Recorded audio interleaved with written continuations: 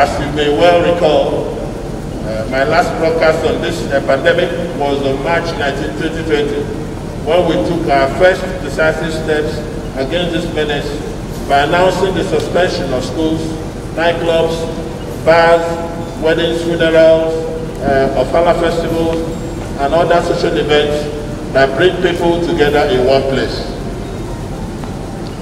Update on testing and results. Here is an update on what has happened since my last broadcast. In Anambra State, with respect to our experts, my Commissioner for Health, Dr. Vincent Omala, has reliably informed me that at this moment in time, our dear state does not have a single record case of coronavirus. 10 samples on the whole have so far been sent to Irua. And we have received the result on 6 of the samples, and they're all negative. We're also hopeful that the remaining 4 will also turn negative. Please note that the samples are usually taken from what the experts call case description. Case description is a situation where an individual who has just returned from any of the countries and cities that have serious COVID-19 cases begins to show symptoms of coronavirus, or a situation where someone who has come in contact with people suffering from coronavirus begins to show symptoms of the pandemic. These symptoms are usually cough, runny nose, fever, and a difficulty in breathing. Samples are usually taken from such people and sent to the testing center. So far, Anambra State is safe, but we shall continue our efforts in testing to ensure that coronavirus does not take us by surprise. Update on the isolation centers. We have successfully set up a 250-bedroom isolation center in the NYC Orientation Complex at Umawolo, and another 16-bed isolation center at the General Hospital of Onitsha. The Onitsha Isolation Center has been described as one of the best in the country today. At the same time, the Isolation Center at Chukwuemeka Odumegwu University Teaching Hospital, Amaku, Oka, is being fitted out to standard just in case we have an outbreak. Meanwhile, we have 2 such centers at the Kulabia General Hospital and Umberi General Hospital in Anambra. I'm happy to announce the management of Fidelity Bank and management of Access Bank of Nigeria have both volunteered to equip the such centers at the Kulabia General Hospital and Umberi General Hospital respectively with a 60-bed facility each that meets the World Health Organization standards. I have been assured that both facilities shall be up and running within a few days from now. On behalf of Anambra, I express my profound gratitude to Fidelity Bank and Access Bank for their kind gesture. Economic stimulus package. In Anambra, our response to the threat posed by the coronavirus is multi-dimensional. We have mounted a massive awareness campaign and all media platforms to enlighten our people on the threat of coronavirus.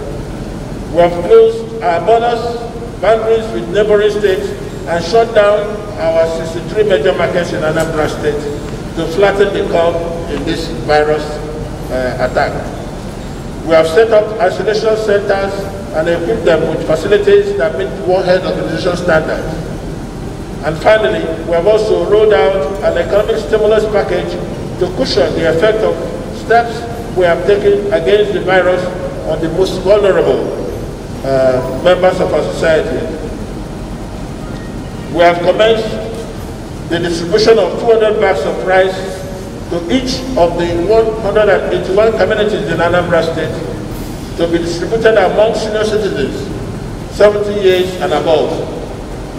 In communities where we have more than 200 people within this specified age bracket, distribution shall start from the oldest to the youngest in the age bracket. Beyond that, we have also given a 10% relief on personal income taxes to businesses in Anambra State for the year 2019. This means that if you have been paying your taxes regularly, you get a 10% refund of the entire sum you paid in 2019. I have no doubt that this will be of great help to our businesses in the state. Interventions from the private sector. Our call for assistance for corporate bodies and successful in Anambra have started yielding results. So far, we have received the following donations in cash and equipment from the following people. UBA PLC, 28,500,000 naira. Ibeto Petrochemicals, 10 million naira. JI Edison International Limited, 5 million naira. Chief Ken Wobo, 5 million naira.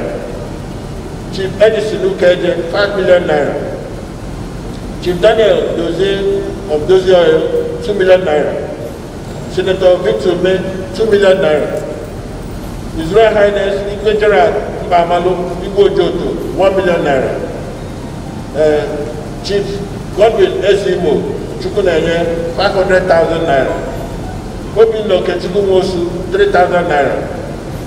7Com Enterprises, 2,000 naira. Dr. Ernest Azumdialo Obiedesi, Obi Jackson, 4,000 facial masks and 900 personal protection gear for the medical doctors, the disposable gear. Other illustrious individuals of the state that have pledged to assist the government with personal protection equipment and other medical supplies are Chief Engineer Ato Eze, Dr. Cosmas Madoka, Chief Innocent Madoka, Innocent, Sir Emeka Ofo, Chief Chidi Anyebu, Cisco, Imam Bishop Okonkwo, Ekulo Groups, and Chief Allen Oyema. In Anambra, we are still appealing for donations to boost our capacity to overcome the threat posed by this pandemic. We especially need ventilators and personal protection equipment like gloves, goggles for the eyes, and apparels and masks for the doctors. We shall appreciate any intervention that will strengthen our capacity in these areas. What we shall do next? In Anambra, we are determined to strengthen our campaign against coronavirus in our dear state with the following measures. 1. We shall soon commence the distribution of 3 million masks to residents of Anambra State in the 181 communities in Anambra. The Igwes and the PGs will assist the government in profiling the tailors in the various communities that will help in mass producing these masks for distribution to the members of their communities.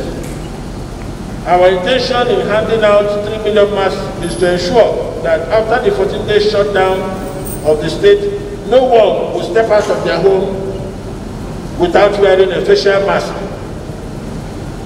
The Czech Republic is relying largely on the heavy use of facial masks to minimize the incidence of coronavirus in their territory.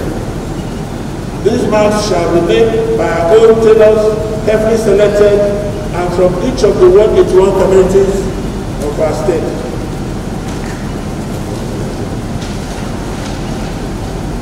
The modalities for the manufacturing and distribution of the masks shall be worked out and announced subsequently. 2. We shall also commence the fumigation of the 63 major markets in Anambra State while traders are at home. This will help to reduce the toxicity of the business environment and minimize the exposure of our people to different kinds of infections. 3. We are giving a 2-month waiver to keke and shuttle bus operators in the state on their usual permits they pay. The grace period covers the month of April and May only, 2020. The leadership of the Tricycle Union and Bus and Shuttle Drivers Union have also given a 2-month waiver to their members to cushion this effect. I hope that this will cushion the sudden fall in their income, occasioned by the restricted number of passengers they are expected to carry, and at a time these days. This is also a part of our economic stimulus package for the vulnerable. To ensure that our children are not adversely affected by the closure of schools, we have migrated our classrooms to radio, television, and Facebook.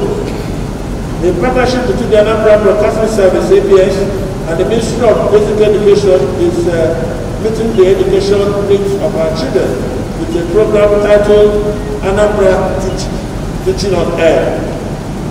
Visit the ABS website for further details. We are ready.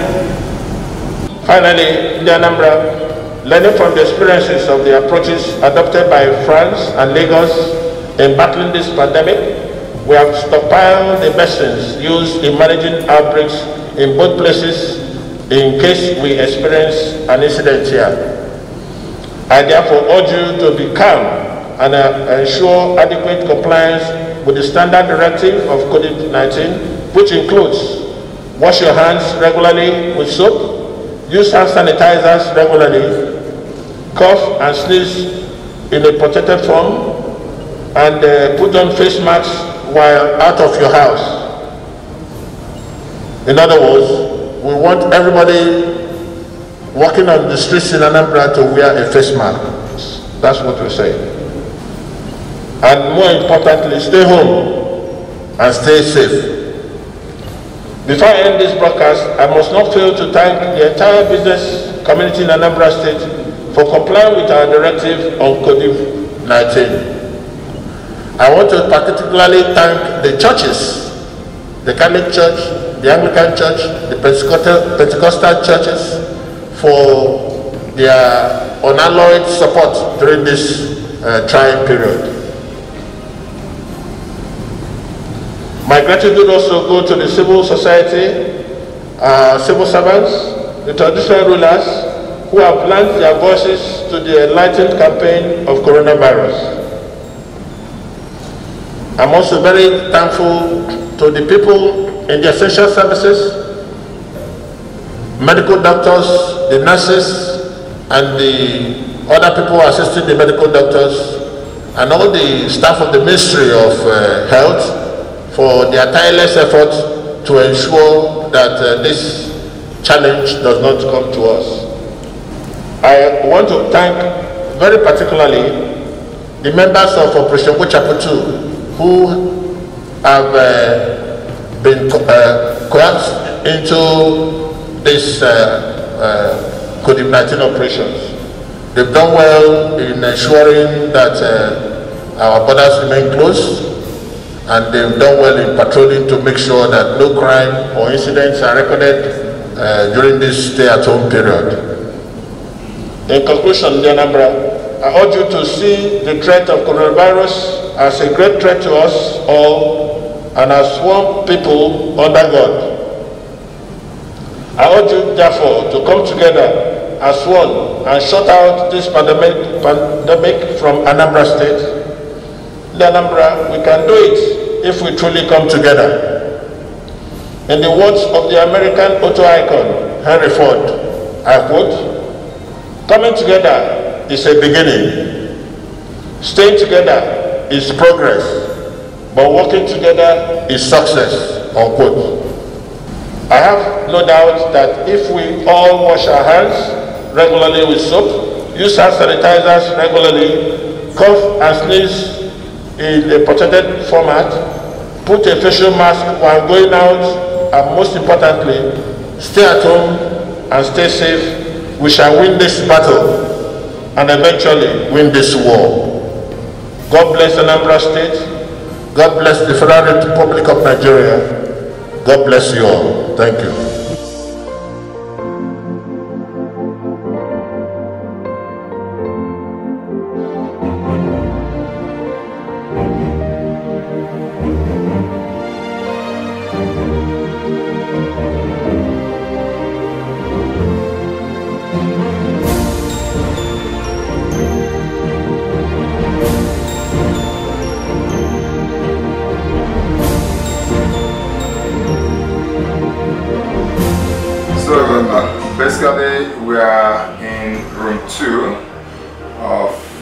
the protective care centers, that's ICU, intensive care unit of Onitsha General Hospital. With respect to the pandemic we are dealing with, the protective centers are very well prepared to deal with any of the cases that we may have. We don't pray to have any cases, going by what is going on around the world. And the word actually should be this: we can never be too prepared for this. But in case it comes, we are ready to deal with whatever comes our way. And not just being ready, we are set up in such a way that we can calibrate our response to the activities coming our way. And thanks to His Excellency Chief of Obiano, the Executive Governor of Final President. Basically, at Onitsha General Hospital here, if you notice when we move around, we have overall 58 bed capacity. So the first 6 beds are built inside to the standard ICU with anti-rooms. Basically, the way each unit is designed is what you get in any universal standard center that takes care of the conditions we're trying to take care of here. Okay? Now, when you step out of the 6 rooms, you have a surge in case this place will get overflown. And then we go over to the surge center, which has the first one is 12 rooms and then 40 beds. So you have total here, you have 3 units. First unit is a unit with the 6 beds with ante-rooms built as standard facility. The surge, the first surge unit across the hall has 12 bed capacity, and the next surge has 40 bed capacity. I designed this way actually for a reason, you know. So for those that are really sick, they can be taken care of in rooms like this. You notice here you have your 4-channel cardiac monitors with entire CO2 capability. You have your ventilator over there, and then oxygen concentrators. And then that way you have your extractors up there. So in case you need to create a negative pressure room, that might not give you exactly that, but that will help take things away from the room. If you have aerosolized contaminants or infection, where you need to take care of either droplets or aerosolized infection. So that will give you that. But basically, if you can walk this way with me, in here you have your ante-room. So basically, when the healthcare provider comes in, he comes in from here. And then this is where he takes his ropes, you know, and the PPE, personal protective equipment. He basically unrolls ropes, and then washes his hands and everything with his gloves. He actually, if he doesn't want to touch the door, he can basically use his back to enter here and take care of patients. When he's done, same thing, he backs out and then goes there on this rope, and then he can leave the facility. Unidirectional flow. He gets out there and contaminates if he needs to decontaminate. So these 6 rooms are set up this way. Now, when you go, this place has a lab, its own lab, and it's built to basically contain itself. It has its warding, you know. Then you go to the search area. It's basically a single hall, but each bed is screened. That particular part is meant to take care of cohorts. So what do I mean by cohort? If you are managing a patient that has, let's say, COVID-19 patient, and another patient has COVID-19, they don't need to separate themselves from each other. So you manage them as a cohort, as a group. So they can stay in that area, and if they are very stable and don't have any respiratory distress. So that is the mindset behind that. Okay. Now, if we have a number of people that are stable, they don't need IV line, they are taking their medicine by mouth, they don't have any more comorbidities, you take them down to Umuawulu, where we have 240 beds.